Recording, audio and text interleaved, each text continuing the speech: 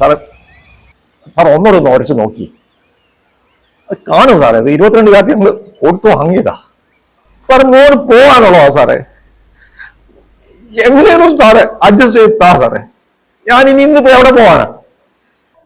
അവളോ ഭർത്താവിൻ്റെ അടുത്തേക്ക് പോയി, നീ UK പോകും. ഇനിയിപ്പോ കുടുംബ പ്രാർത്ഥന ഞാൻ ഒറ്റയ്ക്ക് നടത്തണം അല്ലേ?